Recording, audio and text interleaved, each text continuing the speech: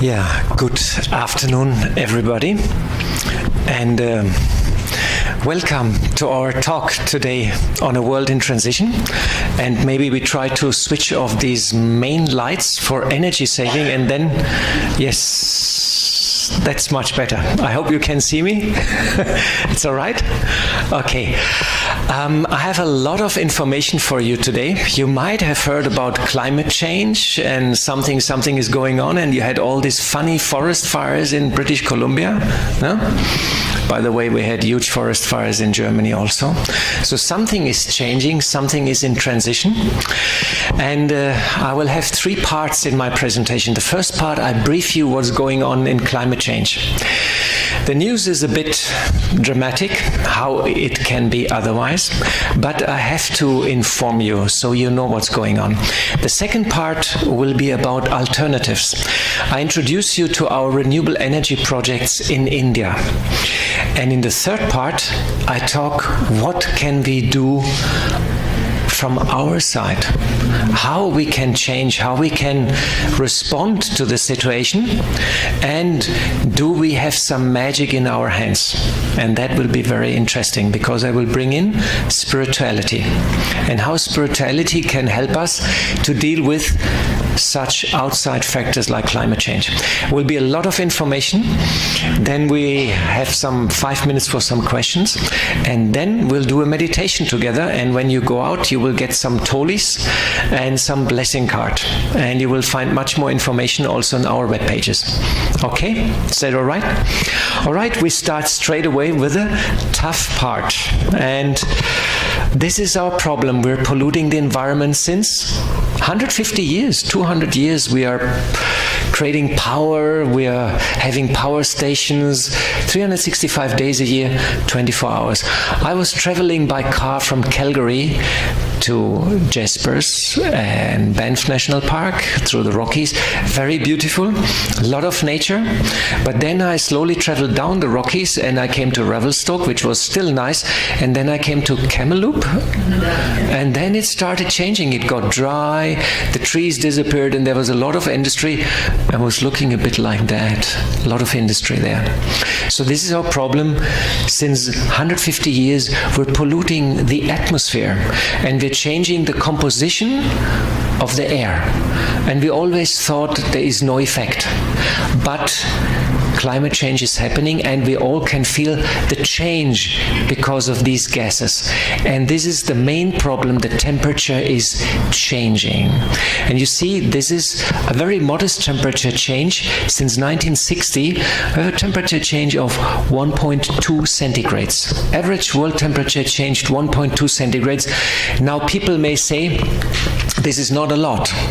Doesn't sound that much, no? But at the North Pole, for example, the temperature has gone up 4 centigrades as a result of this. And because of a temperature change of 1.2 centigrades, or increase of temperature since the 1950, already we have a lot of climate change everywhere, and we can see weather patterns shifting. So, and this is a very, very tricky slide, because this explains actually what's happening on the world right now with climate change. I got this diagram last year from the German Climate Research Institute in Berlin. I visit these people every year, and they give me latest update. So these are actually the trigger points in climate, or we can say these are the big systems on planet Earth which control our climate. The blue one are the ice masses. And you heard that Greenland ice sheet is melting, Arctic ice sheet is melting, West Arctic ice sheet is melting. I was in Jaspers on the glaciers. You know, there's the ice, the glacier which you can visit. Who has seen the glacier in Jaspers? You have seen it? You know, I took a guide, and we went on the glacier, and he explained us. And in winter, he put a metal pipeline into the glacier in the winter, and this was 5 meters height. You know, now just half a meter was looking out, and all the rest 5 meters was open in the sky. It was fully embedded. They drilled a hole and put a 5 meter long pipe in the ground. Now only half meter was in the ice. 4.5 meters melted since the winter. And he says only 1 meter comes back, so we lose every year in Jaspers 3 to 4 meters of the ice. And in the length of the glacier, we lose 20 meters every year. And he says in 40 years, 50 years, this glacier will be gone. And then your Fraser River will have much less water in summer because he gets 90% of the water from the snowfields and the mountains.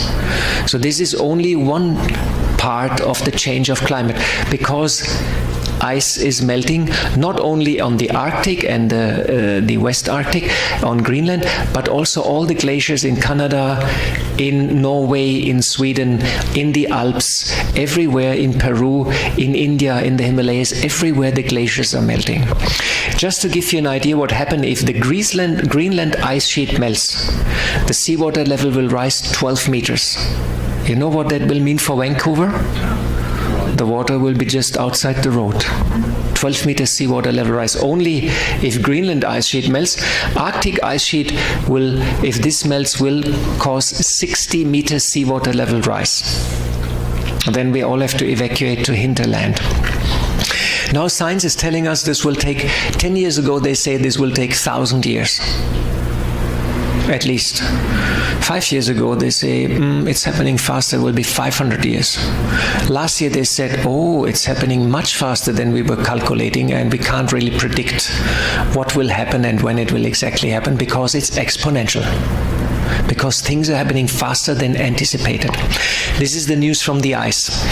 We have also the Tibetan glaciers which are melting, and they expect in 30 years that the Ganges will run dry in summer. Can you imagine? Ganges will run dry in summer. You know how many people need Ganges water in summer to water the rice fields in Uttar Pradesh? 400 million people depend on Ganges water in India. And they expect the Ganges in 40 to 50 years, no more water in summer season, because all the glaciers in the Himalayas will melt. There won't be any water coming in summer. So, we have the circulation system. The most important is the Atlantic thermoline circulation. What happens, hot water is going north, heats up the air, becomes cold, and cold water goes back and becomes hot again. This is a circulation, and this brings a lot of warm air into the northern hemisphere of our planet. And you know what it brings? It makes our weather change because there's more energy in the northern hemisphere. And this year I heard you had a heat wave in British Columbia? Yes? Was it a long heat wave? How long? Whole summer. You know, it was not only in British Columbia, it was also in Europe. We had 4 months no rain in Germany, in whole Europe, no rain, total drought, and we had temperatures always above 30 degrees, 33, 36, 38, 39, you know, always in between that. We even broke temperature record, 43 something in Germany, you know. And we had 4 month heat wave, 4 months no rain. And the reason is less warm air is coming here, less energy. So once there's a high pressure system which brings heat, there's no more energy here to bring the cold pressure, the low pressure system. After 2-3 weeks, bring some rain, cool down, then again high pressure system comes, then again cold pressure. So normally in summer, every 2-3 weeks, the heat wave or the heat is changed by a low pressure system. But now this circulation has become weakened by 20%. Less energy is here in the northern hemisphere, and the weather is stagnating. You have a heat wave and it's not changing. You have a drought and it's not changing. This is the effect of weakening of this circulation. Then we have El Nino is changing. We have West African monsoon and Indian summer monsoon. They are all changing. These are all changing. Brother, you might check the camera because it might have been, you know, just check that it's okay. So because these systems are all changing, we have a change in the weather. And these are big systems, these are not small systems. These are huge systems which are controlling the weather. And this year in India also, monsoon has been ulta dulta, upside down. You know ulta dulta. It has been upside down. Huh? And I heard that the monsoon came very late, in some areas flooding, in some areas no rain at all. So everywhere now weather is changing, and we just have increased the average temperature by 1.2 degrees. Huh? And then last is the ecosystems. We know that the coral reefs are dying, the Amazon rainforest is cut down, but the forests in the northern hemisphere, they're burning away. Why? Because it's too dry. And I learned that in British Columbia you have a beetle which goes into the bark, eats the tree, then the tree becomes red in the first year a little bit, and the next year it dies. And why? Because the winter is not cold enough, so the beetle survives. Here you are. So the forests are under threat. And these are big systems. You know, this is not small thing. We cannot just change it. This is nature. This is prakriti. That's very powerful. You just cannot do a little bit something, a conference and some little technology and then change. These systems are all showing signs of change. Not strong signs, little signs, but they're changing. And they will go to a new state of balance. And we don't know 100% where that is. But it will be not friendly for us, that's for sure. So this is the situation right now. This change is happening all over the world, and all the systems are interconnected. If the ice is happening here, then the forests are affected, then this is affected, then this is affected. Everything is interconnected. And this whole big weather system is at the moment changing. This is the situation right now, and this is very worrisome for all the scientists around the world which are looking into climate change. And it is threatening the future of humanity. It's a very serious problem. Now I show you a little bit what happened. These are pictures not from British Columbia, this is from Berlin in Germany, where forest fires. And they had to close the windows because we got smoke into Berlin. I heard you had a similar situation here in Vancouver, huh? Am I right? Yes. Sounds similar, huh? And we don't have firefighters for this purpose, because we don't have forest fires. You know, normally Germany, if you look from top, it is totally green. Because we have even in the summer, every 2 weeks, 3 weeks, we have heavy rains. But this year, 4 months, no rain. So when I come from and land in Frankfurt, all is brown. The fields are brown, everything is brown. Only the forest is green, but the forest is on fire. So we had in Norway and Sweden, we had the biggest forest fire in history. Sounds familiar, no? We had the biggest forest fires in history in British Columbia, I know. More than 70 or 80 big ones, no? They're still going on, no? Yeah. So, big forest fires in your part of the world, but also in Europe. This is our mice fields in Germany. The mice is gone. The plants became this much height, the mice this much, and nothing inside. We have the worst harvest in 100 years. But not only maize, also wheat.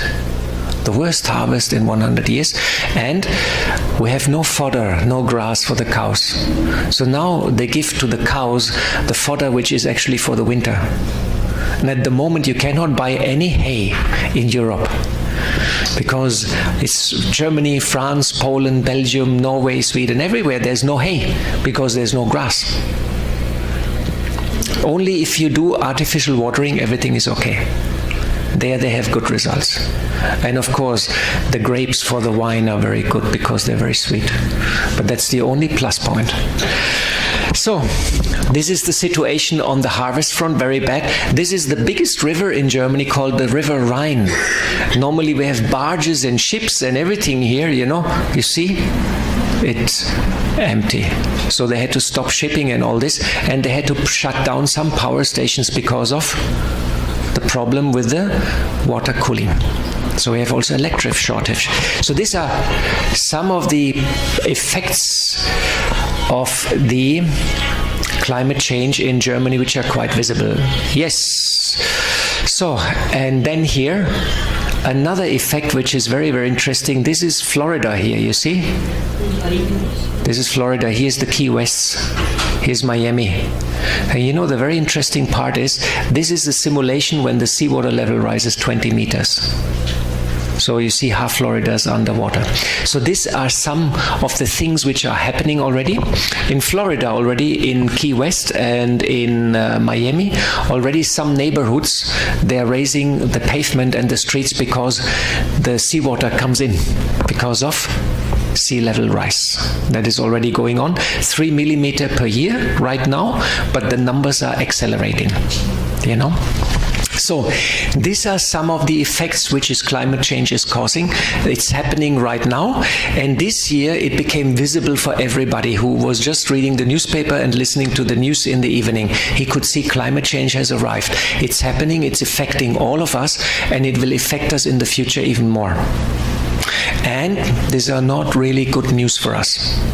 And the problem is, even if we change drastically our lifestyle today, it will take 20 years until this will start affecting the climate. Because this is the delay of our lifestyle into the atmosphere. So we see the pollution which was emitted 20 years ago, which is causing the climate change of today. So even if we change, another 20 years it will go on and increase. But change means drastically change of lifestyle. So these are the bad news, and the reason is we're all part of it, you know. Mahatma Gandhi said there's sufficient in the world for man's need, but not for man's greed. Have we become greedy? Has humanity become greedy? What do you feel? Yes. Yes. We all look for latest gadgets. We all look for fashion. We all look for latest cars. We all look for latest mobile phone. This, that, you know. We all have more than we need. No? It's the world of materialism. It's the world of Maya. It's the world of illusion. And we're all going for it. This lady is from the United States of America, because America has the highest per person carbon footprint in the world. Americans use per person most energy and most goods. See, she thinks more, because she's hypnotized by advertisement. Advertisement sells, if you buy more, you become happy. Huh? Does it say? That's what advertisement tells us. You buy more, but what it makes you buy something, and then after a short time you feel it doesn't really give happiness, you know, because you buy new car, and after 1 year the new model comes out, and you think, oh, that new model is much better. I get rid of my old one and buy a new one. So, and at the same time we buy everything by credit card. So the world is facing an environmental crisis, a financial crisis. You remember 2008, Lehman Brothers? Yes. You know? There's just the top guy who has predicted the financial crisis of 2008. He says the next one is coming very soon. You know, Turkey, Argentina, they all they're doing like this, and he says the next crisis is looming.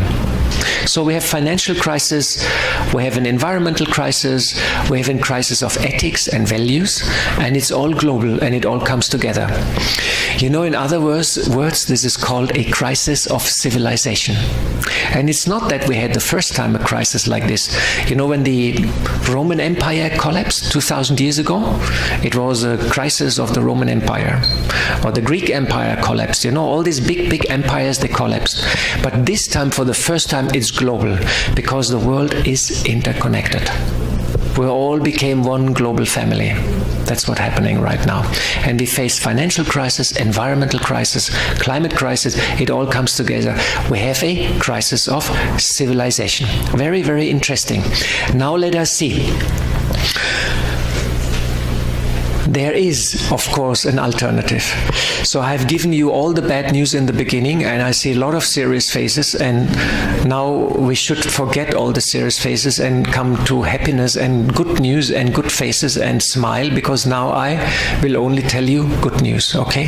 Is that a good deal? Yeah. All right. Because if one is too much scared, you know, one usually doesn't have good ideas, you know. That is not good. So, we come to the good idea. There is an alternative for all our problems, you know. It is the sun, solar energy. You see, this is the world energy demand. And this big cube is the energy coming to planet Earth by sun every day.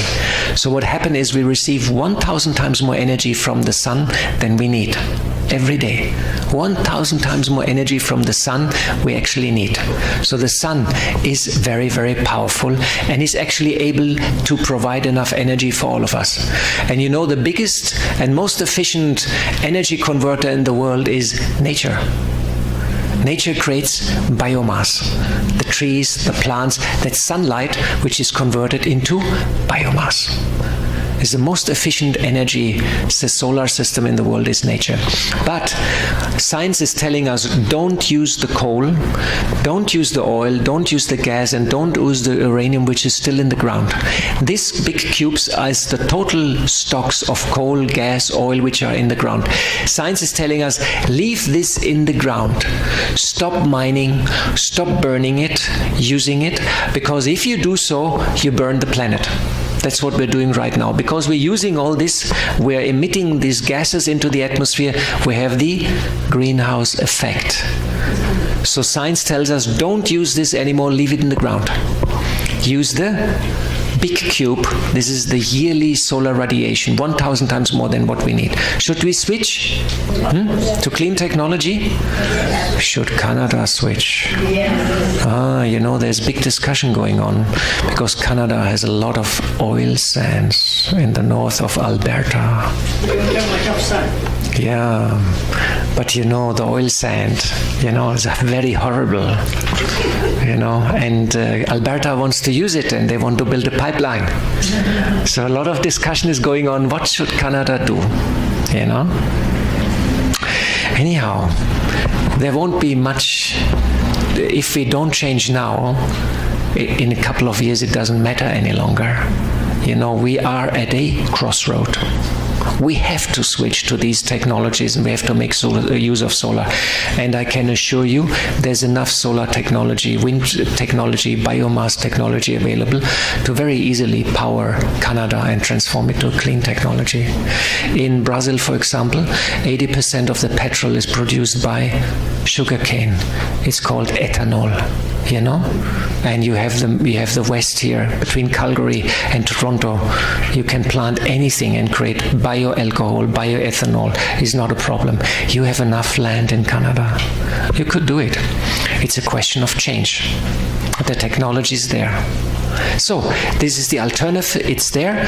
And now I come a little bit and explain what the Brahma Kumaris is doing. You all have heard about Brahma Kumaris, I'm sure. We are a spiritual organization, teach ethics, values, and have 6,000 centers in 110 countries. We're administrated by women, and we work very closely with the UN and UNFCCC and UNEP together. We have administrative status, and our headquarters in Mount Abu in Rajasthan, and I live since 20 years there. And this is our campus in Shantivan, and you can see we can accommodate around 20,000 people there. And here you can see a solar system which we built on the rooftop of the hall. This is a solar cooker, and we produce solar steam and cook for all our people. I've explained a little bit how we do. Here we have photovoltaic energy, and this is all accommodation. This is our main hall, and here's the kitchen. And 25 years ago, we started with research and development of renewable energies. And Brahma Kumaris is a recognized solar research organization with the government of India. So we have to make research papers, and we are recognized by the Ministry of Science and Technology in New Delhi. And you see, this is a solar cooker, which we built in 1997. And this is the first solar steam cooking system in India. And we last year got a big article in the Times of India, oldest still functioning solar system in India. Very good, you know, thumbs up for Brahma Kumaris. So we cook 2,000 meals per day. It was a research and development sponsored by German government, and it's based on 12 parabolic dishes, you know, like parabola, and they concentrate the sunlight on a receiver.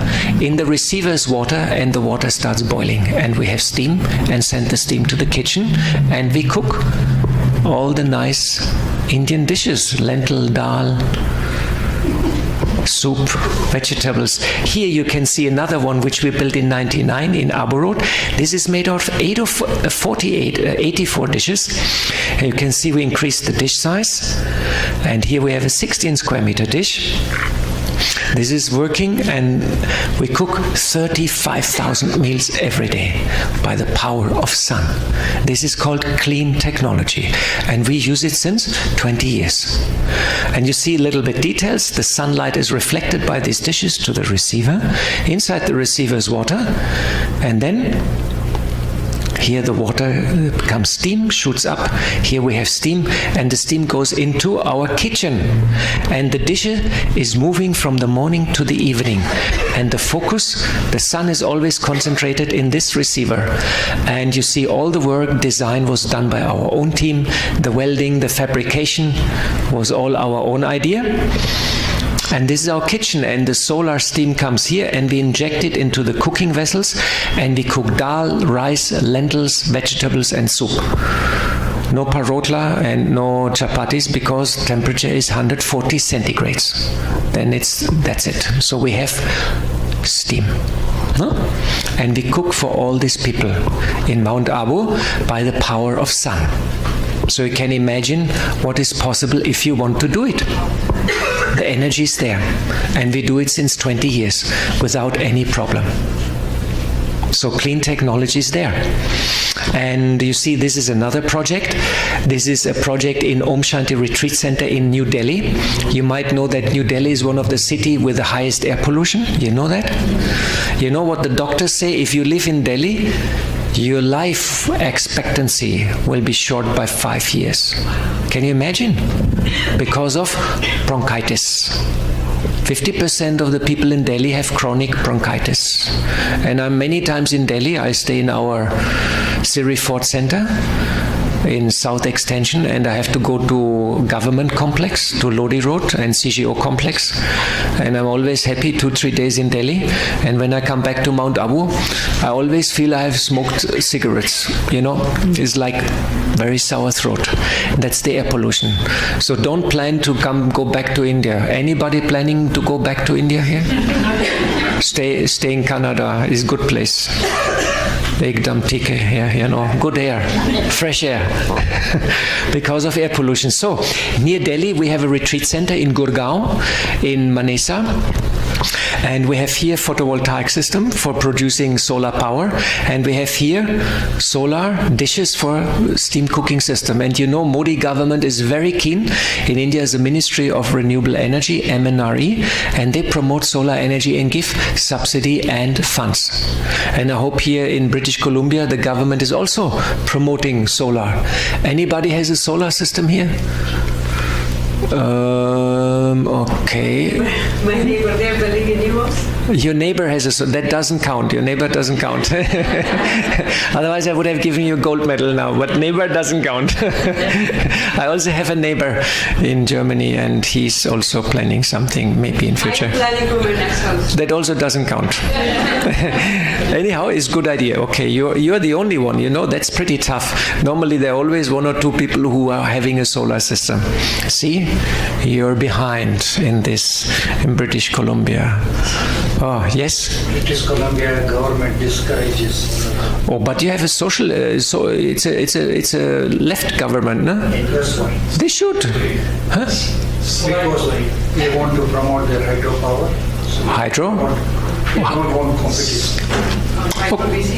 Okay. Okay, so next time you vote for the Green Party, if there's one in Germany. In Germany, they voted 1980, the Green Party in power, you know. And my brother's neighbor, he was a taxi driver in Frankfurt, you know. And 20 years later, he became foreign minister of Germany and became the first green foreign minister of Germany. And Germany introduced a law. Everybody puts solar on the rooftop, and the government pays you a good money for every kilowatt hour you push into the government grid. And that was 30 years ago, and that's why Germany is the biggest user of solar energy in the world. Isn't that good? Yeah, and this year we have 38% share of renewable energy in total energy requirement. In Calgary, there are so many houses. In Calgary. That doesn't count Calgary. No, I mean like Calgary. Yeah, Calgary, too much far away. Now we're in Vancouver. Okay, good, yeah. Well, all right. Yes, I know. I hired a car in Calgary and drove all the way to Vancouver the last 5 days. So I'm pretty much aware that Calgary is in Canada. So you see what we're doing, and with this 400 kilowatt photovoltaic, we produce enough power for the whole complex. And we have batteries to store the energy overnight, and here we have solar system, and we produce solar cooking, and this place is energy autark. And this is what we have to do in future. We have to put up solar on rooftop, and we have to reduce our consumption. We all consume too much. We travel too much, we drive too much, we open the AC too much, we do the heating too much, we buy too many things, everything we do too much. Because we all became greedy, you know? Not needy. We do more than we actually need. Huh? If you go home and you open the cupboard, you will say, oh, Barbara, I have too many things. Cupboard is full.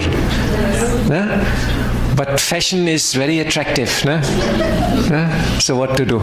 So this is the drama. So we do a lot of things, and we have a lot of solar. You see here we're installing the solar plates, photovoltaic. The good news is price has dropped by 90%. This year was a government tender in India, and for first time solar power is 3 rupees per kilowatt hour, and conventional power is 4.5 rupees per kilowatt hour. Solar has become cheaper first time. So economically also it makes sense to go solar. And in India they're cancelling right now 600 coal-based thermal power plants, and they go completely solar because prices for solar became cheaper. Now everybody is going for solar. Now they're all looking for land. Where to put solar, where to put solar, where to put solar. Okay? So this is our own team. We did all installation ourselves, and we store the energy in batteries. These are Excite batteries. We have totally 8,000 batteries in India. We have 500 photovoltaic systems in all over India. We have more than 8,000 batteries, and we get a lifespan of 10 years. Then we refurbish the batteries, we get another 10 years, so we get 20 years out of a battery. After that we have to really scrap it. The big problem is how to store the energy overnight.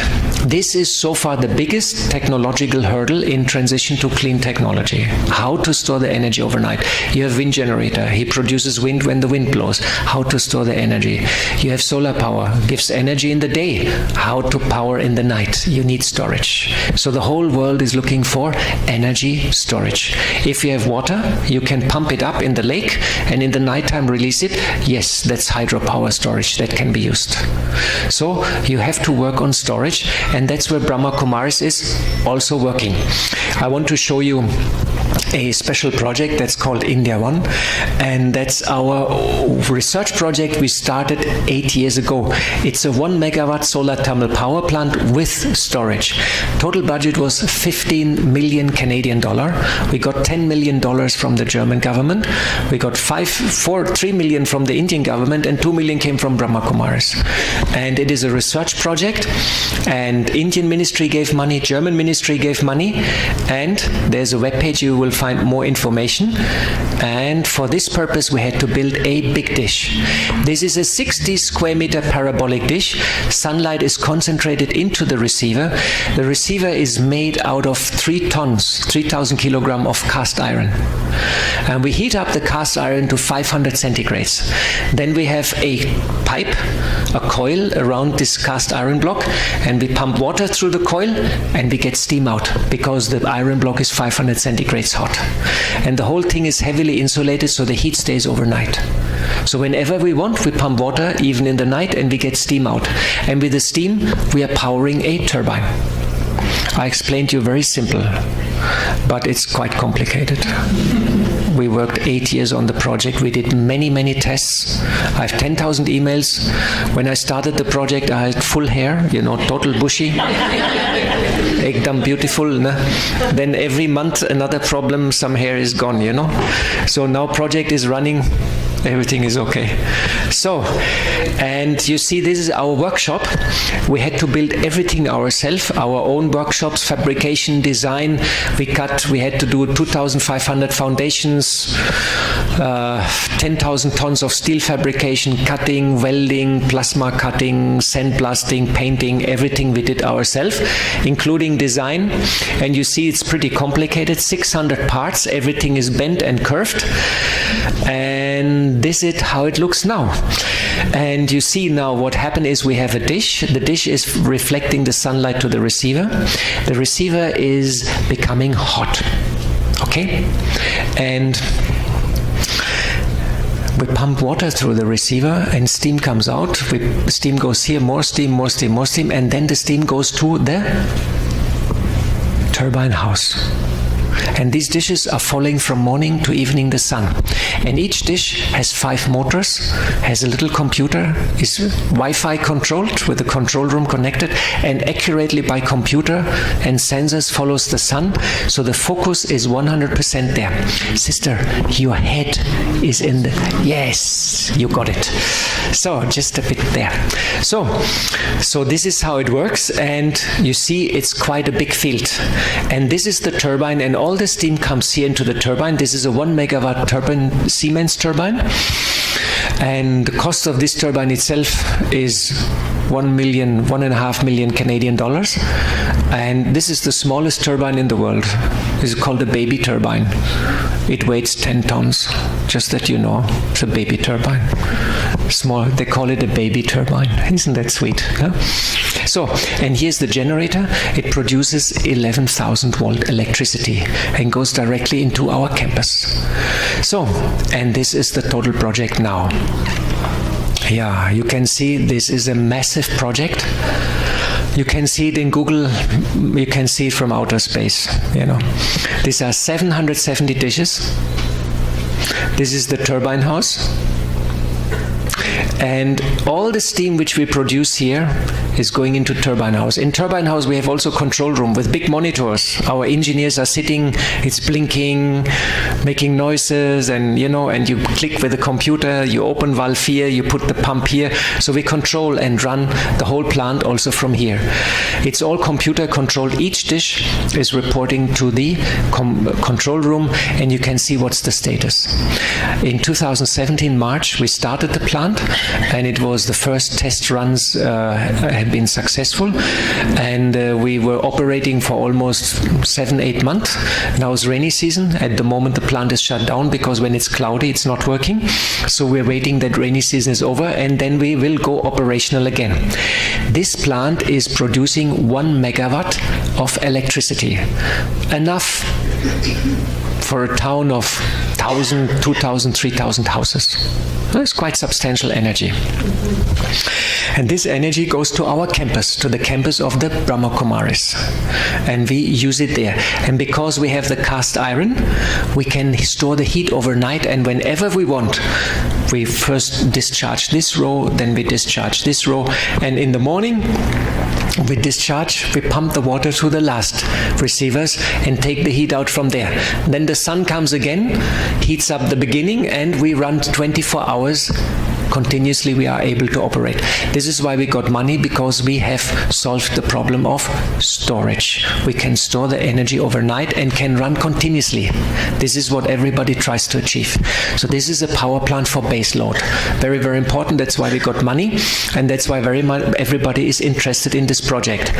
This is our fabulous team. 40 engineers from the Brahma Kumaris, volunteers, all my good friends. I'm sitting there. Next to me is Dadi Janki. She's the head of Brahma Kumaris. She's 103 years old. She is our mentor. And I had many, many problems, you know, when I first had the idea of the project. Then I went to our senior brother Neverbai, and I said, Neverbai, we just need 15 million, 80 crores. There's a lot of money in India. I just need 80 crores rupees. And he says, don't talk any further to this project.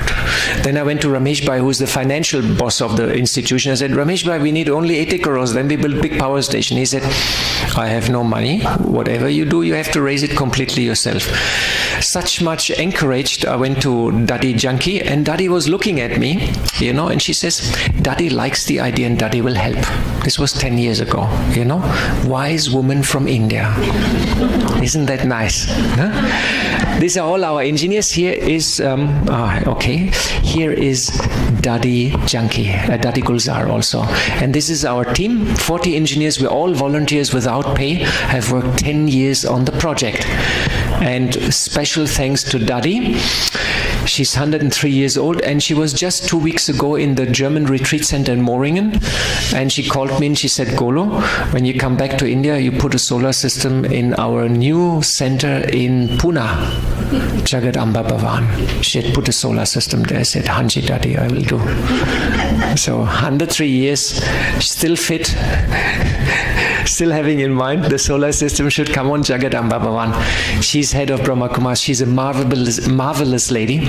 She's my mentor since 35 years, and I really appreciate and admire her, you know, the wise women of India.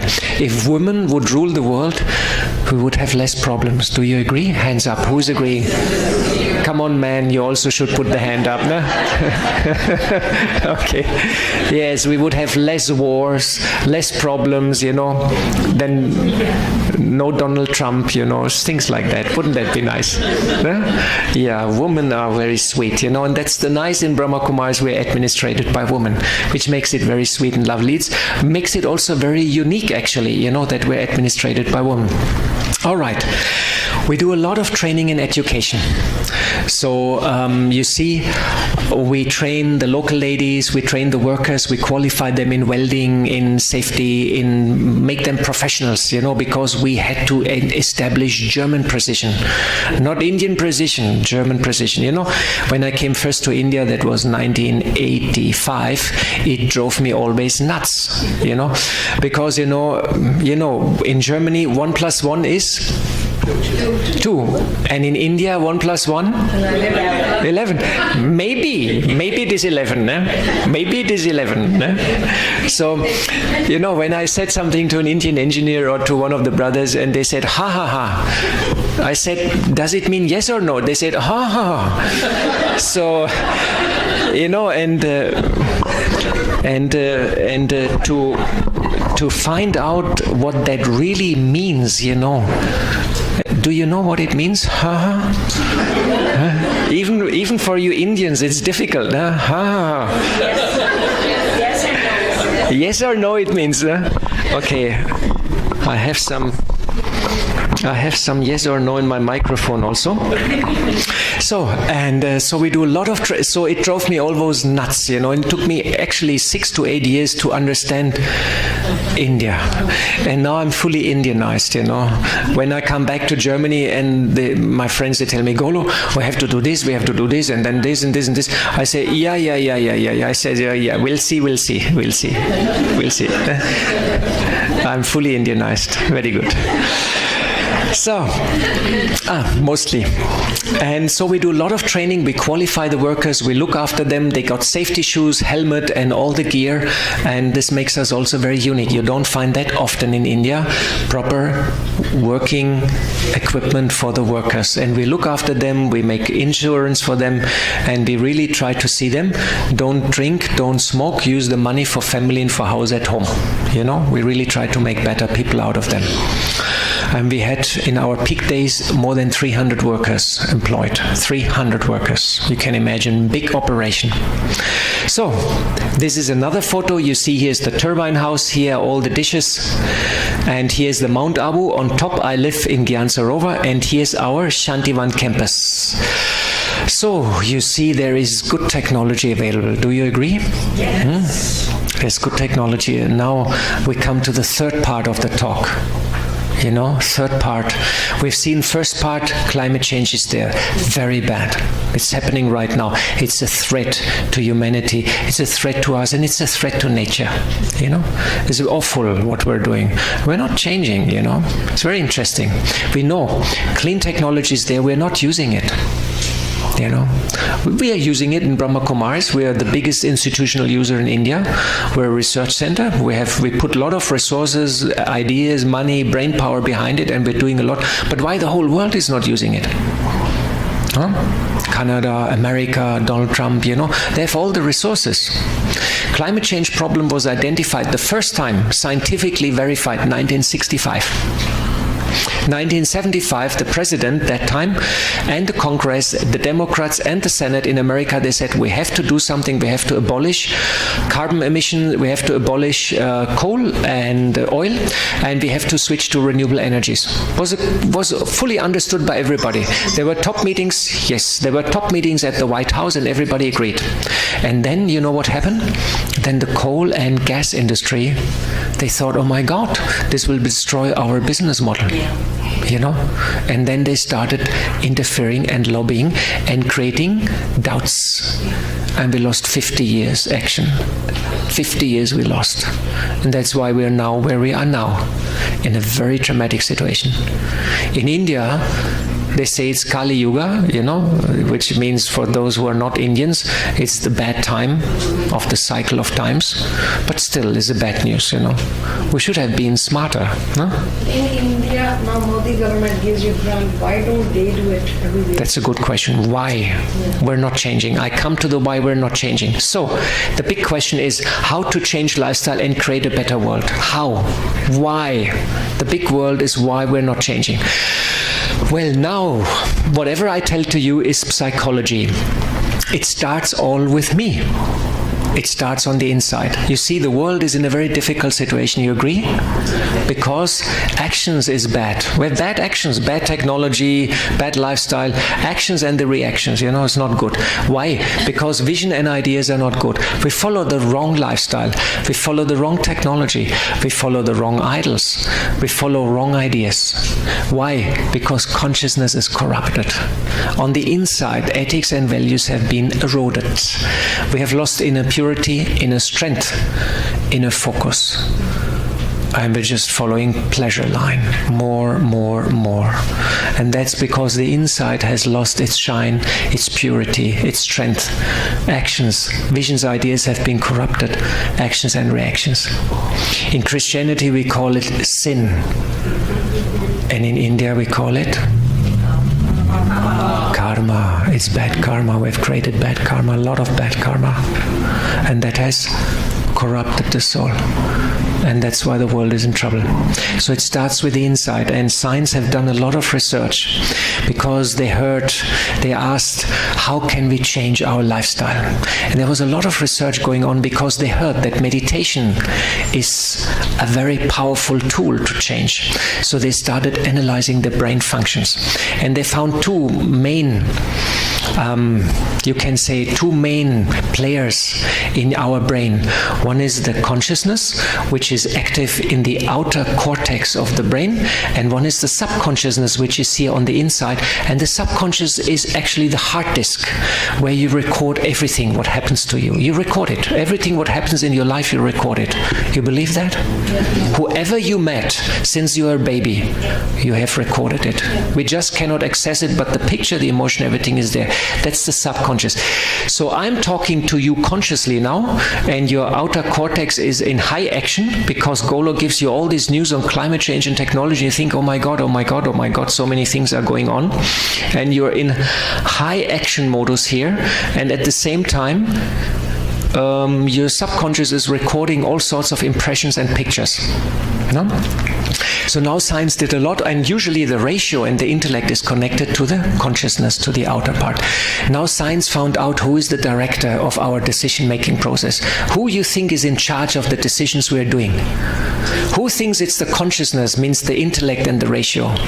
Hands up. Who believes it's the intellect, the consciousness?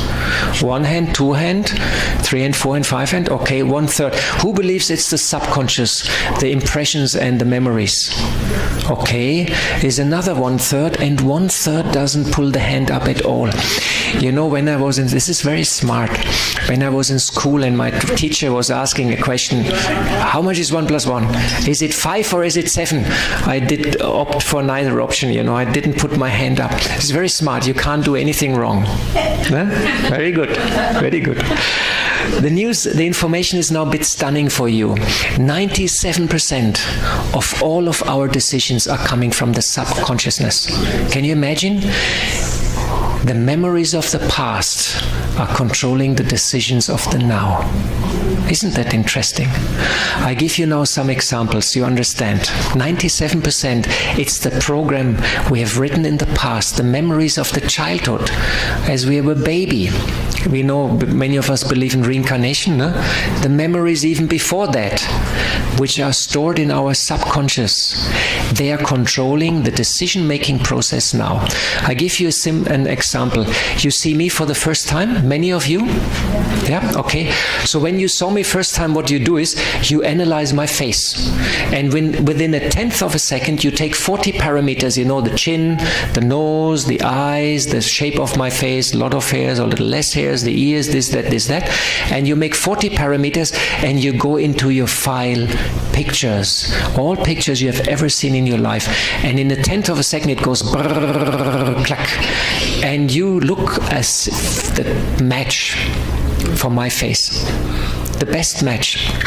Now, I make this up, I'm lucky because I look similar to your daddy, and you had a good relation with your daddy. Not everybody has a good relation, I'm just making this up. So you get the idea how it works. So from the subconscious comes the feedback, hello, I found a match. He's a good guy. He looks similar to your daddy, you know? And the positive feedback comes to your consciousness, he's a good guy. You can believe him. And you know what happens? You release dopamine and oxytocin in your bloodstream. This is chemicals which you like. You love them. These are the drugs which make us very relaxed and very happy. And what happens? You're laughing, but you know what happens? Your body language relaxes like this. You say, oh, this is a good guy. Whatever he says, I will believe him. You know? It's like that. And within 2/10 of a second, before I have said boo, you decide, he's a good guy. Whatever he says, great, he comes from Germany, yeah, good, you know. Other option is you had a bad relation with your daddy. It happens, no? Sometimes with mom relation is better, with daddy relation, you know, is not so good. So then feedback comes, ooh, this is a bad guy, you know. What happens is your hand go like this, you know. You turn a bit to the side and you release a stress hormone into your system, you know. And you sweat a bit more and your heartbeat accelerates and you think, this guy looks a bit fishy, you know. Nah, I don't like people like that, and I never believe people who look like that. And that idea comes from your subconscious to your outer cortex to your conscious. You will think it. It comes up on your screen and you will think it. And whatever I tell, it goes in here and out there. And this decision, if you believe me or not believe me, you have taken in 2/10 of a second before I said boo. And that because of some memories of the past. Isn't that interesting? Yeah. So basically what I like or what I dislike, subconscious, memory of the past. Who likes red color? Hands up. Okay. Who likes blue color? And who likes pink color?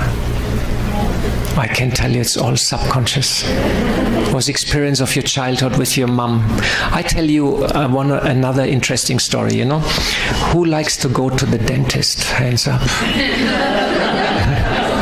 Nobody really likes to go to, I also don't like to go to the dentist. There are some weird people who like to go to the dentist, and I know our sister Claudia, which runs the center here, is herself a dentist. So what happened is when I was a young child, you know, 5 or 6, first time to the dentist, I heard it's an awful place, don't go there. So my mom said, let's go to the dentist. I said, I don't want, you know, and screamed and squeaked and all this. And I said, I don't want to go. I heard it's awful. My mom said, come on, you get ice cream when you go to the dentist afterwards. Isn't that a good deal? So I heard ice cream should be fabulous. I was not in an ice cream parlor. I was a small kid, you know, just very, very small. So I said, okay, that sounds all right. So done the awful checkup with the dentist, and then we went to the ice cream parlor, and my mom said, so what do you like? I said, I want the brown one, you know, and it was chocolate ice cream. So I got chocolate ice cream and I started And I said, very cold and very sweet. And my mother said, isn't it yummy? And I said, yeah, Mom, it's very, very nice, you know.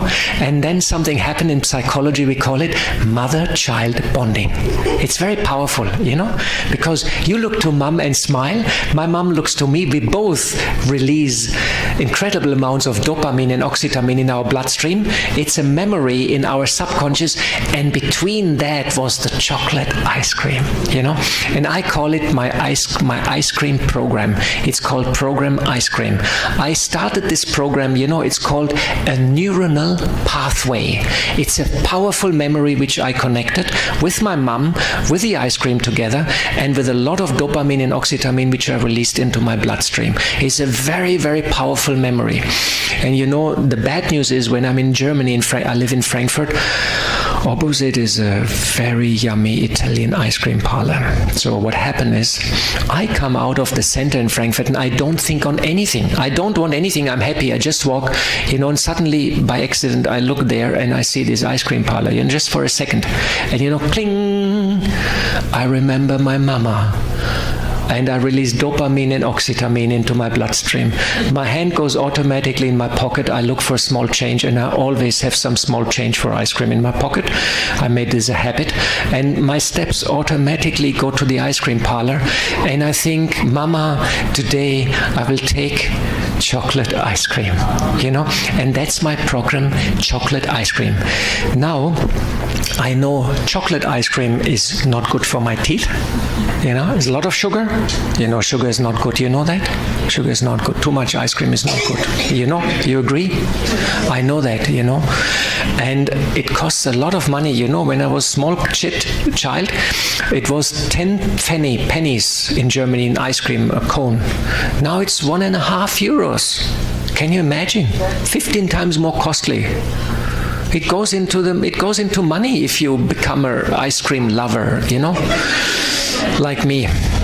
So many times, you know, intellectually, I understand consciously it's not good habit.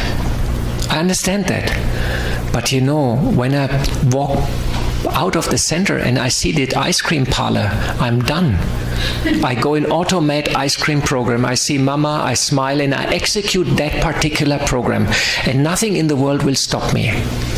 And that's why it is so difficult to change, because we follow programs we have written in the past, and we memorize them, and once we execute and we repeat and we repeat and repeat, they become stronger. In India we call it sanskaras, habits, and it's the most difficult to change human habits. This is why it's so difficult to change our lifestyle. You know you should stop smoking, you know, because it costs money, it's bad for health, it's this and that and this and that, but the habit is so powerful, you know. So I'm meditating since 35 years. I have good progress with my ice cream program already. Anyhow, so that's why it's so difficult to change, because we create in our subconscious memories, they're called neuronal pathways. And they're very powerful, and once we create this highway, we always follow it. This is why I like to do like this, and I like to do like this, and I like to do like this, and I always follow.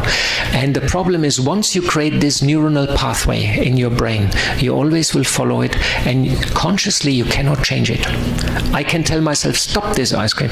Golo, stop this ice cream.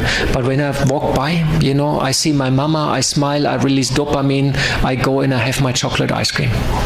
Can't stop it. You know these situations? Yeah, we all know it. Some people go shopping, some people drive cars, some people do this, that. We have all sorts of hobbies, good and bad things. There's good and bad things. Not only good things, also the bad things. Now science wanted to find out how to change. You know, and they found out something because they heard from India that if you practice meditation or mindfulness, that you are able to change. So 20 years ago, science started a lot of research into the power of meditation. And science wanted to find out what actually happens if you meditate. Are you really able to change habits? You know, and they took the yogis and the Buddhist monks and they put them in the CT scan and in the MRI. You know, MRI is the magnet resonance imaging, and CT scan is computer tomograph, where they make scan of your brain. And they map the brain, the neuronal pathways, and they looked what becomes active if what happens and this and that. You know, they showed the ice cream to the yogis and looked what happens actually, which area started firing up and so on. You know? And they found out if you meditate regular, if you have a positive bondage to your teacher, and if you believe that it's right what happens, 3 things: meditate regular, believe in, have a good bondage, good feeling with your teacher, and believe that's the right thing what you're doing. And then meditation helps to increase your social competence. What does it mean? You start loving and accepting yourself as you are. Your defects, your good things, you say, I am who I am. And you start accepting yourself. You start loving yourself. And you know what happens if you love yourself? You start loving others, you know, and you start loving the world, and you start loving the nature, and you're ready to do something for nature. That's called empathy. You know, you become a better social being. Your competence is increasing. Very, very important, because we have to become better beings. Next is, it deepens relaxation and improves your health. This is quite well known. You know, you meditate, your white blood count is increasing, you become more healthy, and so on and so on. But the third part is, it increases brain cells and activity. Now you have to understand one thing. Until the age of 25, your brain is growing. That's why when you're young, it's easy to learn. All the good things we have learned when we were young, is it like that? The languages and the studies and all this? No? You agree? Yes. All right. So, and when we become older, it becomes a bit difficult. Now, the reason for that is, from the age of 25 onwards, our brain starts shrinking. The density of the brain is decreasing. You know, they made the scans of the children, and then every year they make a scan. Until 25, our brain is growing, and the density of the gray brain cells is increasing. That's why we have more and more capacity. Everything is easy. But then we get young, we get older, and slowly it is decreasing. This you can feel when you are 45. You know, you start losing phone numbers, forget names of people, or, you know, you go out of the room and says, I've forgotten this, and you go back, and all these kind of things, you know. It gets worse with 55 and 60, you know, is quite a tragedy. Just want to know, who is older than 25? Hands up. Okay, yeah, you're all older. Welcome to the club. You know, we get older and our brain is shrinking. And what does it mean is, by age, they also found out that the neuroplasticity, or otherwise the ability of the brain to change, is also decreasing, because you have less and less capacity. And you follow the highways you have created in your youth. If you like, since your youth, sweet and not sour, you will follow that until you become old. If you learn French when you're young, you can speak it. But you will have difficulties of learning foreign language when you're 40, 50 or 60. It becomes more work, because we have less capacity, because the density of the brain is decreasing. And it is very, very well known. And the neuroplasticity of the brain, it means to learn new things, to create new highways, new roads, new ideas. All this is decreasing. You know, in Germany they say you can take a young tree, take it out and replant it somewhere else. But once the tree is old, you cannot do it. You cannot put it out and put somewhere else. It will not survive. You don't like it. And that's the same with our brain. We lose the ability, you know. And when we become very old, the brain becomes weaker and weaker, and then he is less and less able to supply our body with nerve impulses, and then we die. And it all happens from the brain. That's the very interesting news. Now, science was shocked when they did the scans of the yogis, because what they find out, the density of the brain is increasing when you meditate. Isn't that interesting? When you meditate, only when you meditate, your brain starts growing again. And this is a fantastic news, because what it means is your brain is increasing and the activity is increasing, and you're able to start overwriting the old program which you have created. Only then you're able to overwrite an old program, because you create new space. It's like your hard disk is full, you cannot store any more information, but through meditation you increase the hard drive, and you get new space for new program, and you can change the old program. You can change the program anger, you can change the program greediness, and I'm working very hard since 35 years to change my program ice cream. I must say I have done incredible progress. Since I'm in Canada, since 2 weeks, I had only twice ice cream. It's a great record for me. I'm extremely proud. 35 years meditation. But there are many examples, You get rid of anger, greediness, fear. We sometimes have fear from childhood. Something happened, traumas. Normally you don't get rid of traumas, you bury them, and they always come up and affect you, and you start weeping. This happened in my childhood, and that person said that, and you're not able to overcome these old memories. Meditation will help you, because you're increasing the neuroplasticity of your brain. You create new neuronal pathways, and you are changing habits and awareness. Isn't that a good news? We're able to change 3 things. Do it regular, have faith in what you're doing, and have a good feeling for your teacher. Then you will change your brain, and you're able to get rid of the old habits. Only then. I can tell you change. You will say, yes, I will change. You go out, you will all go for ice cream. Some of you will do other things. And that's why it is so difficult to change, also because of the danger of climate change. Our politicians say, we have to change, the climate change is coming. Everybody says, yeah, it's very dangerous. And when we go out, we go with a big SUV to the shopping mall, we buy too many things, we make plastic, put the AC too hot, too cold, And here in the West, we're responsible for the climate change. It's not India or China. It is Canada, America, Europe. Climate change started 100 years ago with the emissions. India and China was nothing at that time. 80% of all the gases which are circulating the planet and causing climate change have been emitted by the West, not by India. And an Indian is creating 1/10 of the carbon footprint of a Canadian. Still now. And they tell us, science is telling us, we have to reduce our carbon footprint by 70%. 70% less driving, 70% less energy consumption, 70% here, 70% there. Can we do that? It's quite a big number. So that's actually the challenge which is in front of us. This is why meditation helps, because it creates inner strength, resilience, purity, and we're able to change habits and become a detached observer and don't have this attachment to the things that we wanted. I'm sure that within 1 or 2 years I'm free of ice cream. So, meditation is very good. I will give you some example what actually happens. And for those who want to see a little bit more, neuroscience and yoga and meditation, you can Google this up. You can take, if you want, a photo, and you can Google neuroscience and yoga. You will find a lot of reports in Harvard, Oxford, all the famous institutes. It's pretty hot here. Can we have some fresh air? Can we open some door and something here? We have only the incredible Monster air conditioned.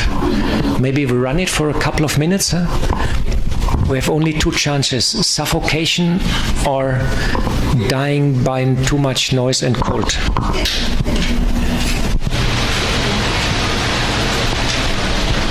So can you still hear me? It's okay? All right, we run for a couple of minutes the air conditioner to get a bit fresh air. So this is the good news, that we can change. But now you hear We can change to meditation, but that will change our lifestyle. But we need a bit more, no? We need some magic also, no? Do you like magic? Who likes Harry Potter? Hands up. Harry Potter? Okay, some of you like Harry Potter. He's a good guy. You know, he makes, wouldn't it be nice you make something like abracadabra, my bank account double? Wouldn't that be nice? Would you like such a power? Huh? You would like such a power, no? I will show you now such power. I will show you abracadabra. Don't say later he didn't tell us. I warn you, once I tell you, you all know how to do it. And you all have magic powers. Okay? Should I continue? All right, okay, I continue. So, now we come to quantum physics. What has quantum physics to do with abracadabra? You know, 200 years ago, everybody was believing there's a connection between me, the soul, and the world. And there's a God who's watching, and everything is interconnected, no? 200 years ago, then came the scientific revolution. And science told us that's all nonsense. There's no God, and whatever you think, it doesn't matter. It has no effect into the world whatsoever. And then came the victory of scientific evidence. We got theories, we got ideas, we got formulas, we got scientific inventions, and science is now the new God of the world. No? Science is now powerful, and we all believe into science. But 1920, 1930, they found out that some of the formulas, they're not matching 100%. And they say there must be some more force which is affecting the world, and we don't yet know. And Einstein was searching for that force also. They were all looking for the unified field theory. And they know there is something out there which is affecting. You know, some call it black matter, some call it dark star, some call it Shakti power, whatever, but something is there which is affecting the world. No? So they looked into quantum physics. Then that was the time when quantum physics started. And one of the most famous experiments is called the double slit experiment. You can look it up in Google. Can you hear me all nicely? It's okay? Despite our which we run for another couple of minutes, so we all cool down. And we are ready for the total abracadabra. So, in quantum physics, they made a very famous experiment, and this experiment is called the double slit experiment. They wanted to find out what is the nature of light. You know, what is the nature of light? And there are two chances. Light behaves like a particle, or light behaves like a wave. These are the two possibilities for light to behave. No? And they made experiment. They had a light source here. They have a wall with two holes, and here's a screen. No? And if light behaves like a particle, one light beam particle goes here, makes a light dot here, and one goes through here and makes a light dot here. If light behaves like a wave, small wave goes through here, small wave goes through here, and you get many light dots here which are called interference design. So a very straightforward experiment, and they thought it's very easy to find out what's the nature of light. But you know, the problem is sometimes they got this result and sometimes they got that result. And this drove them nuts, because in science there should be one clear experiment and one result. No? And you should be able to repeat it. No? That's the scientific method of evidence. So they changed the light source, they changed the laboratory, they changed the people who did it, but always they got different results, sometimes this and sometimes that. And then they finally found out what is influencing the outcome of the experiment. Hands up who knows it. It's the most famous experiment in quantum physics. Who knows what is influencing the outcome of the experiment? Just hands up. High hands up. Okay, one hand, two hands. Two hands. You are my gold medalist. First you say hello. Okay, I have a quantum effect in my microphone also. You know, this microphone sometimes doesn't know that it is a microphone, you know, and then it switches off. So what is influencing the outcome? what I expect. Okay, your expectation, and what you say? Same thing, the expectation of the result. What you want to see is what you end up. Okay, that's almost right. It is the observer. You know, if I observe, so you're both right, 99% okay, you're both the gold medalists in Vancouver today for scientific understanding. Isn't that good, no? It's an honorable gold medal, not a real one. It's more like an imaginary one. But here we'll take it. So what happened is, if I observe the experiment, light behaves like a particle. And I say, look, it's a particle. And then I look to you and says, you see, it's a particle. And the moment I look to you and I change my focus to you, you all say, no, no. You all say, oh, oh, oh. You all say, oh, oh. It's... You all say, oh, it's Golo, look, it became a wave. I say, no, it was a particle. And then I look back and the light becomes, I say, see, I look at it, it's a particle. And then I look to you, say it's a particle. And the moment I shift my attention, it flips and it becomes a wave function. What does this mean? It means my mind and I, the observer, and the physical reality, we are connected. You know, and this was most shocking for science, because 150 years ago they kicked the mind out of the world, and God and the power of prayer, the power of thoughts, they said, whatever you think, it doesn't matter. And quantum physics just tells us, hang on, what you look at, you influence it. My inner world and my outer world are connected. You know? What happens inside has a reflection on the outside. And this was a shock for scientists, because they were fighting that result and they repeated it. And Einstein was all the time, all his life, fighting this result because he thought this was the spooky remote effect. He doesn't like it. But at the end, before he died, he had to admit quantum physics is right. Sister, your head is in the light. Yes. You are having a quantum effect in the light beam, making a shadow here. So, what does it mean? Our inner world, the outer world are interconnected. And this is a big shock for scientific understanding, because through quantum physics, the soul, the mind, the feelings, the emotions, they come back into the scientific world. What they actually tried to avoid 150 years ago, now it comes back.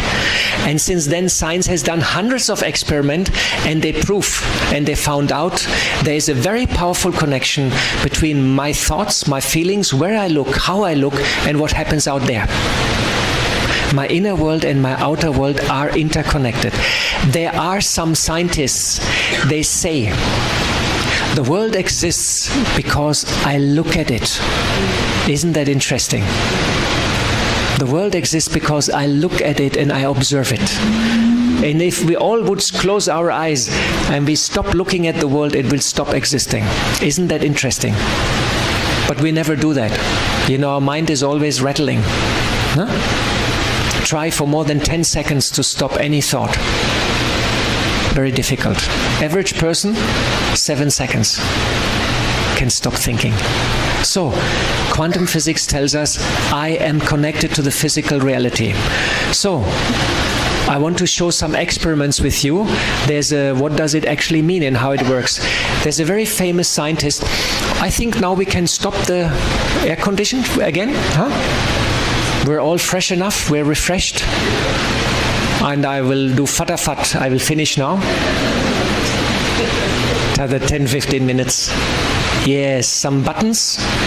And I'm sure our divine sisters in Vancouver will do some modification to the air condition and will make it the first silent air condition in Vancouver. Congratulations in advance. So, what happens? There's Ellen Langer. She's a Harvard professor still. She's very famous. If you go in the bookshop, you will find many books of her. She invented positive psychology. She made studies on illusion control, and she invented mindfulness. Very, very famous lady. She did hundreds of experiments. I want to show 2 experiments for you. One is with old people experiment. She went into an elderly home, where retirement home, where old people are there. And she selected 100 old people of the age of 80. She put them in 2 groups. First, she made a full mental and physical checkup, heartbeat, this, that, bronchitis, rheumatism, Alzheimer, diddle, daddle, doodle, everything what you do when you're 80 years old, Then she divided in 2 equal groups. One group, she put 50 of them, she put in house A, which was totally normal, no change at all. Same food, same television, same books, same newspapers, everything the same. But 50 people of these old people, she put in house B, which was equipped in the style of the 1960s. What does it mean? Newspaper from the 1960s, Cuba crisis, assassination of John F. Kennedy, this kind of news, Khrushchev, all these old guys, Some of you may remember, some of you oldest ones. Then the dresses, they had to wear dresses from the 1960s. The radio was from 1960s. Television, black and white, flipper, Mickey Mouse from the 1960s. The books from the 1960s. The food, the furniture, everything in the house was designed from the 1960s. After 2 weeks, and then they were just living there, 50 of them in a house A, which was normal equipped, and 50 of these old people in house B, which was equipped and designed in the style of the 1960s. And she asked these people, please talk on the things of the 1960s. And they said, okay. They listened to radio, they looked at the newspaper, they read the book from 1960s, they had some dress and they got some food, and everything was packed and designed as if it was in 1960s. After 2 weeks, she asked all the 50 people together, and again, she made a complete checkup, mental checkup as well as physical, blood pressure, this, that, and the result was shocking and amazing. You know what happened? In house A, where there was everything normal, there was no change at all. People behaved the same way, same diseases, same problem. House B, dramatic. Person who had rheumatism was walking like this. He suddenly was walking like this, Rheumatism was gone. Other guy, heart irregular problems, gone. Next guy had Alzheimer. Went way back. The guy said, what I'm doing here, I want to travel around the world, I'm leaving this place immediately.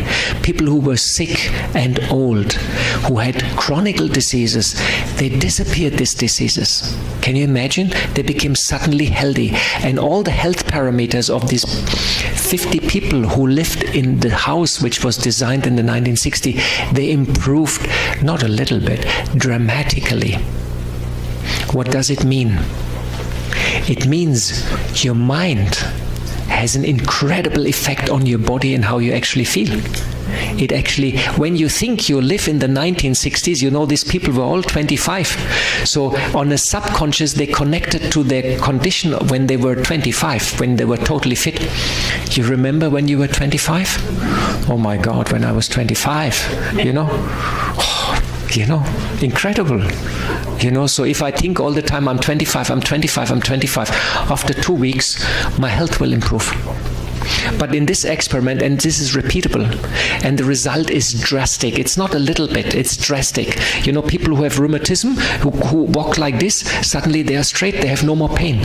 People who had heart problem, other people who had all sorts of diseases, who couldn't hear properly or couldn't see anymore good. All this became much, much, much better.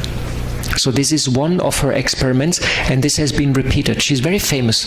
You can look her up. This is all science what I'm telling to you.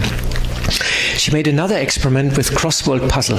She took 50 students, she's a Harvard professor, she took 50 students and she selected, put them in 2 groups, and 25 of them got a positive crossword, a crossword with positive solutions. Tell me 3 positive words, very, very positive. 3 positive words. Love. Peace? Happiness. Okay, love, peace, happiness. So I tell you the solutions. They got young, success, fit, happy, words like this. So for 2 hours they had to solve the crossword puzzle, and there were always these positive words as solution. The other 25, they got negative solutions, in the crossword puzzle. Say me 3 negative one. Sorrow, murder, suicide. Murder, suicide. Okay, I tell you, hair loss. You're laughing, but there's a study. It's one of the biggest problems for man. Then another bad one is diarrhea. It's very bad. Diarrhea is very bad. So bad. Bad. Or who's the biggest enemy for us? Myself. No, much worse. Death. Death. He comes always. So they got word like death. Bad words. Then, after 2 hours, she did a test with them, and the test was shocking. She asked them, the students, you go in the other room, in the other building, and then you go 3 floors up through the staircase, and in that room there will be another experiment. So all of these guys, after 2 hours crossword puzzle, they went there. But you know what she didn't tell them? She measured the time, how much time they took. So what happened is, the students who had the good crossword puzzle, they they walked like this, and when the stair came, they jump, they went up and they were in the 3rd floor. And then came the guys with the negative crossword puzzle, they walked like that, like old people. And when the stairs came, they looked at the stairs, and then they put the hand at the railing, and then put one lamp there, and then they started to walk up. They took all of them 3 times longer for the same distance and the same job. Just 2 hours negative words or 2 hours positive words. And it changed completely their physiology. Their body was not able to walk fast, nor they could walk up easily the stairs. They walked up they behaved like old people who have really serious problems, Not old people, like people who have serious problems. 2 hours positive thinking, 2 hours negative thinking. Now imagine, what are we thinking the whole day? On us and on others. And how much that goes in our system and affects it. Okay, so what it is important, think positive on yourself, think positive on others, and think positive on the world. The worst is to think positive on the self. It's Monday morning in Vancouver. Outside it's snowing. And it's winter, and when I put the foot out of my bed, I know something is fundamentally wrong because it's ice cold. And I realize with a shock, my heating system has failed. It failed quite often. It's not good, and today is one of these bad Monday mornings. It's not working since a couple of hours. It's 0 degree in my flat. I said I have to get to work, I have to get up. So I get up, I want to take a hot shower, but no hot shower. It's ice cold water. I say I can't take a shower. It's miserable. Let me at least have a coffee. I open coffee powder. Is finished? My mood gets now really bad. I will go outside. Want to go with my car. Go downtown. Go down. Put the key inside my car and makes whoa. And I know I should have bought a new battery, in the summer. I know the battery was not good, and now it's first time really cold, car's not working. I have to go with the bus, wait half an hour outside. I come in a very bad mood into my office, like what a miserable Monday morning. And and I think what a miserable Monday morning, nothing works, I don't like my work, my bank account is down, nobody likes me, it's miserable, that you think on yourself. Imagine, and the others see you in that state of mind, they think, oh my God, he has such a bad atmosphere, I don't want to work with him today. Because he has such a face, and everybody can feel the energy which I'm transmitting. Now, other option is, I wake up in the morning, it's very cold, and I say, oh wow, the heating system is gone again. How funny. I have to give a ring to this owner, Then I get out and say, wow, heating is not working. Of course, the water is not working. So I may take a shower tomorrow or at work. Then I go, no coffee powder. Oh, I have to buy a new one. I thought about it. Okay, let me make a tea. And I drink a tea. Then I go down, start my car and say, finally the battery. At least I have used it for a long time. I buy a new one tomorrow. Then I have a chance to go with the metro. I come to work and I say, hello, good morning everybody. What a nice Monday morning. And everybody looks at me and say, oh wow, he's in a good mood. I like to work with him. And my work gets done. Everybody likes me. I get a good feedback. And when I'm on work, I make a couple of phone calls. The owner fixes the heating and says, you know what? I'll put a completely new system there. You know, you get a new one. And I ring to the car dealer. I says, I have a special deal for you. You get half price, winter price, you know, special discount, you know. And a friend of mine rings and says, come on, I invite you to a nice coffee. And this is the power of your thoughts. So think positive about yourself. It's so important that you bless yourself in the morning when you get up. It's the key. If you in the morning you get up, said, what a miserable day, Monday morning I don't like this and that and this and that, you know, and this happened, that happened, and this, then things will become bad. And my bank account is empty, you know, then it's a spiral of negativity. If you're positive, you send good vibrations to Lakshmi. You know what Lakshmi will do? She will shower money on you and fill up your bank account, and money will come. These tips which I'm telling to you, there are company coaches, they charge $500 per hour. I tell all this free of charges to you. Isn't that nice? Yeah, I know I'm good. So, think positive on yourself, then think positive on others, and then think positive on the world. So if we want to heal the world, we have to heal ourselves first. And we have to change our thought process. Because our thoughts from quantum physics, we have seen, they go out. And I and the world and I and others, we're all the time connected. And it's called telepathy. You know, you think on somebody and the mobile rings. Yeah. Here you are. That's the connection. And we're all connected to each other. I want to share some special experiment with the Japanese scientist Masaru Emoto. It's called the power of our thoughts on water. What this guy did is, he took water. And I have water here. I love you, my water, and I drink you now. So what he did is, he called people from the street, had a glass of water, and says, now give positive thoughts to the water. Water, I love you, you're my friend, and you're very good, you know? And then he took the water into the fridge, made ice, cut it in small pieces, and put that into under the microscope. And when he put it under the microscope, he put special polarized light, and this is positive thoughts.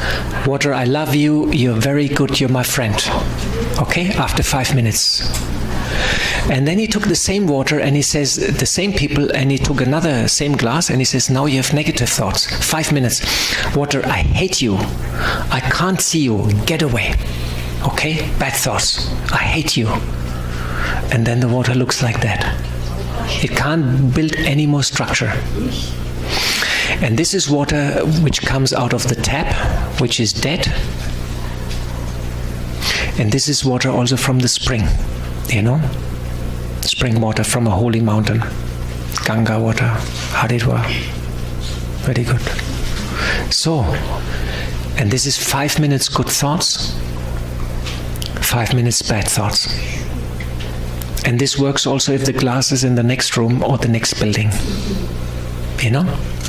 The effect is immediately. 5 minutes, I love you, you're my friend, you're very good. 5 minutes, you're very bad. You know, our body is made 70% out of water. And the planet is covered 60 to 70% with water. And water carries all the information what we think. It all stores it. Isn't that interesting? Masaru Emoto. And then he used music. This is 10 minutes heavy metal music.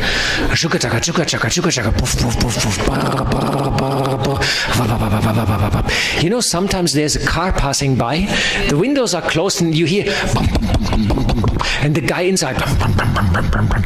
And you think, how is this person driving peacefully and insane to the street having such a loud music? And they found out if you listen too much heavy music, means this crazy music, your health is negatively affected. They found out already. This is 5 minutes Mozart symphony on water. And here is meditation. I connect myself to the divine light, and I bring the divine energy into the water. Can you imagine now what an impact we have? This is abracadabra. My thoughts create and have an impact. Whatever I think, I am a creator. I am not helpless. I'm not helpless seeing climate change. I'm not helpless seeing this. I'm not helpless seeing that. When I change my awareness, my conscious, my thought process, I start changing the energy field in my body. I can start influencing others. I heal myself. I can start helping others, and I can make a change, and I can make an impact. Isn't that interesting? So, positive thoughts, negative thoughts. Now I come to sustainable farming. This is the last example. We're coming to the end. Just another 5 minutes. You're with me. In India, we work with 5,000 farmers. We do an experiment and we teach them, you meditate with your field. You know? And what we do is, we tell them, have before you plant the seeds in the ground, 1 week, morning and evening, 10 minutes positive meditation with the seeds. I love you. You're very good. You're my friend. Okay? And then we put the seeds in the ground and we tell them, you meditate with the field every day. You say, very good seed, grow, you're my friend, everything will be all right. And these are the results. Without meditation and with meditation. We worked with a university together and we found out if you meditate with your seeds, the output is 30% more. And you have no fertilizer, no need for fertilizer, and no bugs.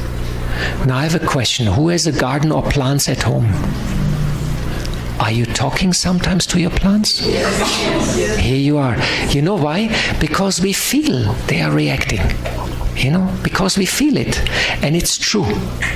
You know, we made this in India, 5 years experiment with 5,000 farmers, worked with the university, confirmed it, and now presented it to the Ministry of Agriculture. Now, in India, they want to roll it out for the farmers in India. Yogic farming. Meditate with my plants. This is the power of your thoughts into the physical reality. And the world is in such a shape right now because all collectively our thought process is disturbed. Not all of us has all the day peaceful, I'm a peaceful being. You know, quite often we are worried. Quite often we have fear. We're worried about health, about relatives. We're worried about the government. I'm worried about Donald Trump. You know, I'm worried about peace. I'm worried about climate change. You know, we're all worried about something. And this worry creates an atmosphere, goes out and creates havoc in the atmosphere, disturbs things.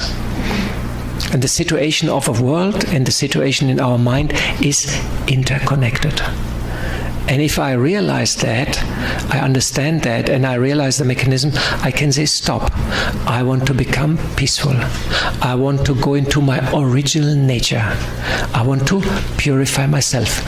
So, that's why Brahma Kumaris has an environmental initiative, and we try to inspire people to change, become a dreamer, a peacemaker, a visionary. And we have all these ideas, 10 ways to change the world, and we try to go to the climate conference and we inspire people to change on the inside. And I'm going next week to San Francisco. There's a Climate Action Summit, and there is Gordon Brown, Al Gore, Schwarzenegger, the United Nations. They all come together and we discuss about climate change, how to do. This is our green team. In Bonn, in the last climate conference, Sister Jayanti is the head. She's our boss, and we are very happy chappies. And 10 years ago, when we came to Copenhagen to the first climate conference, people asked us, what are you funny yogis doing there? And we said, well, they told us, you know, we take money, technology, and strategy, and we fix climate change. That was 10 years ago. Now same people come to us and they say, please teach us meditation. We're so frustrated and we don't know what we should do.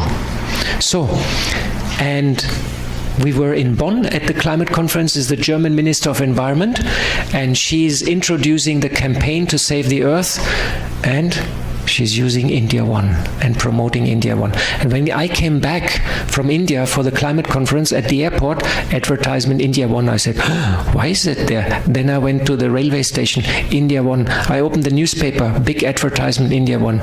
German government printed 20,000 big posters, big one, and put them everywhere.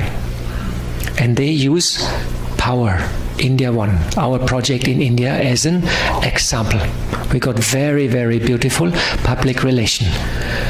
And this is our discussions, and we group together with all interfaith organizations, with the Catholic, the Protestant, the Hindus, the Muslims, and the Buddhist, and we all try to form an alliance to bring divine power into transformation process.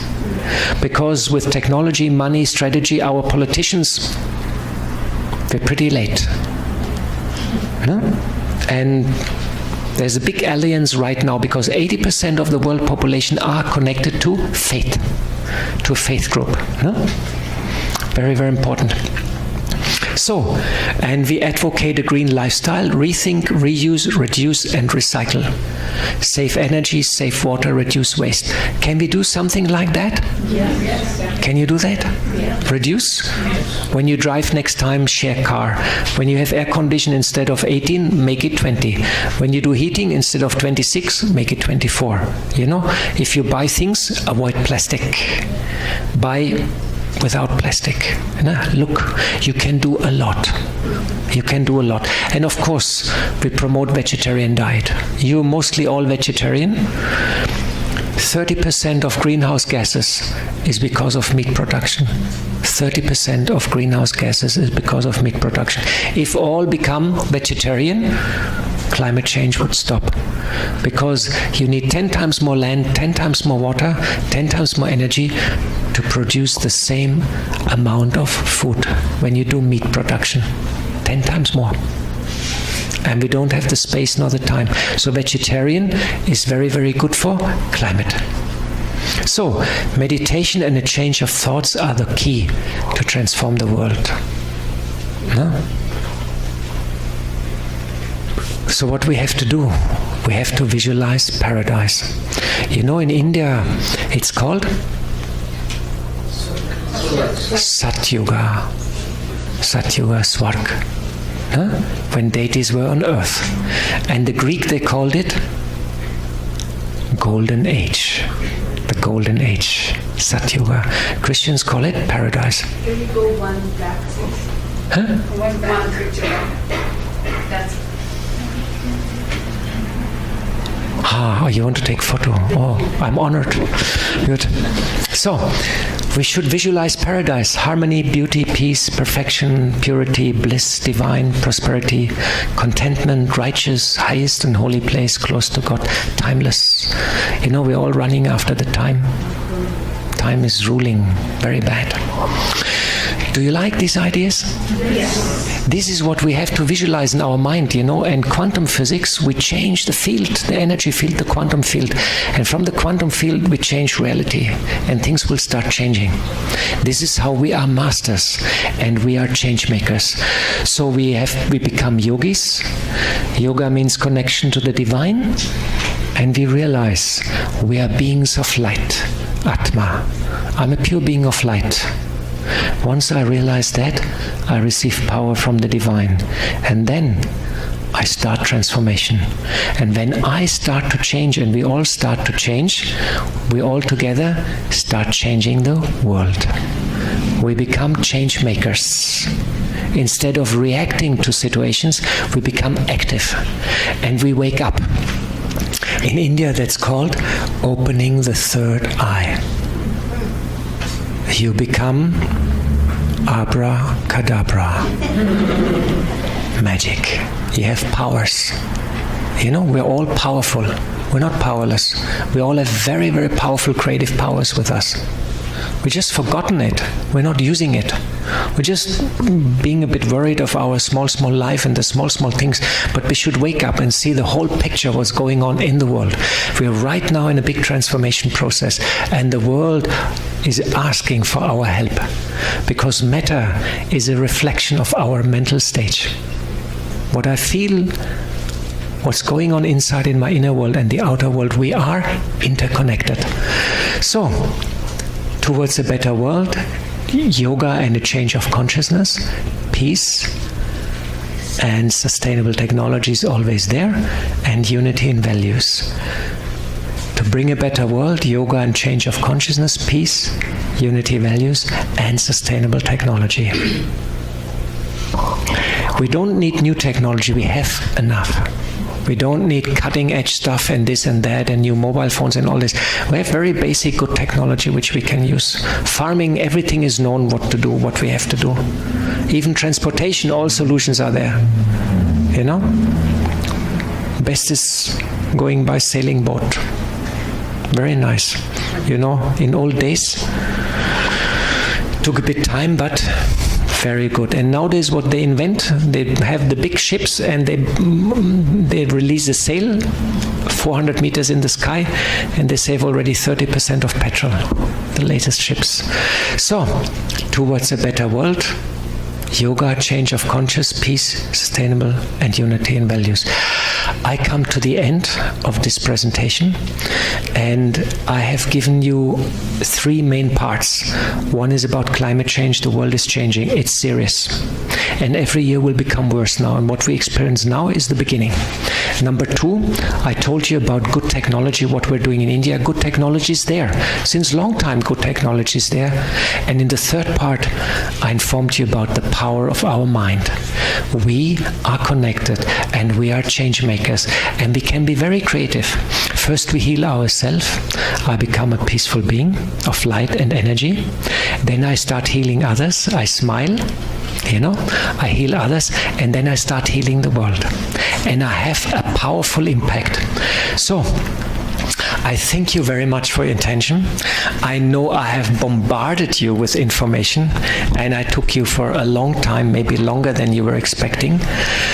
There are web pages where you can find informations. One is our Brahma Kumaris, one is the Vancouver Brahma Kumaris CA. This is our center where we have regular programs and courses and offer meditation free of charges because we believe it's a good thing. We have a echobrahmakumaris.org. There you can find our environmental initiative where you can find more ideas about energy saving, lifestyle change and so on. And you can find many video clips, including some of my talks, Sister Genti talks, interviews and so on. And we have India One and we have our Brahma Kumaris. Thank you very much for your attention.